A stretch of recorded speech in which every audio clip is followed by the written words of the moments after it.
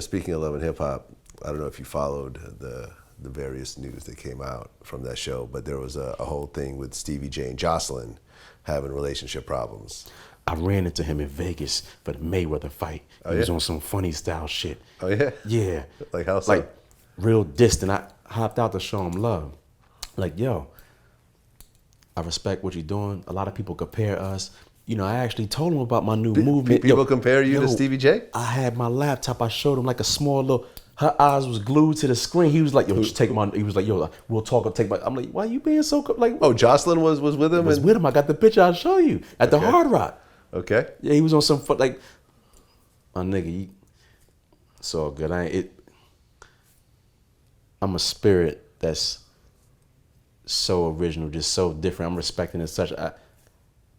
I might know everything that you're truly experiencing with that woman. I might look at her and in 12 seconds know where she's at. I could read women. Like okay, so how do you read Joseline?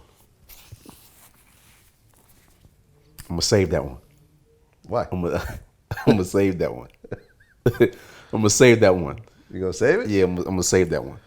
Okay, because during the season, some crazy stuff was coming out. Mm-hmm. Like we actually had a video of Joseline, looked like she was high on something in the studio, bugging out, and the dude who took the video said that he had sex with her afterwards, and Stevie J was banging on the door, and they were while they're having sex, and they wouldn't answer it. It was all this crazy shit was coming out. There's stories, when we interviewed Benzino, that Joseline is physically abusive to Stevie. She like ripped his ear once, and this type of stuff. How would you, from your point of view, how would you explain that relationship from what you've seen and your limited interaction with them? They're a couple. They both do music, which is a passion. So they have similar passions.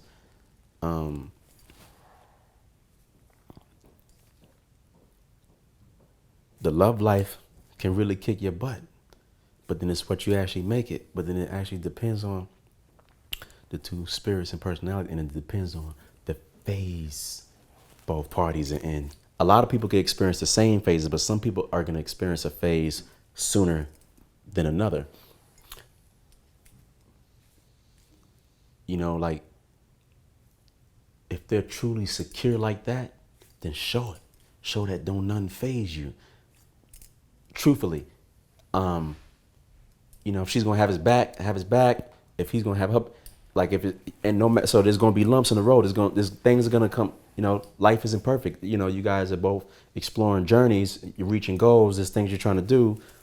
Okay, but then some stuff you got to keep it entertaining. So I've always wondered, is some of it staged, some of it's real. That's why I know I got gold in the pot for my new. That's why I know I got gold in my pot. I can tell you that the stuff that the interviews that I've done outside of the show seem pretty real. Like the dude I interviewed who took the footage of, Joseline, messed up in the studio and stuff like that. Like we were going into details and the answers were coming out. You know what I'm saying? It was like, yeah, and then, we went back to my place and Stevie was banging on the door and I was scared. She was laughing and I was a little scared to come out, and we had to wait a few hours, and he gave the address of where it was, and that type of shit. Yeah, never really studied them like that as a, but I mean, it's what it is. Time usually tells a story. So if they're a power item like that, let's see where they are 15 months from now, 10 months, 11 months from now, 17 months. I heard they got their own show now. Huh? They got their own spinoff show.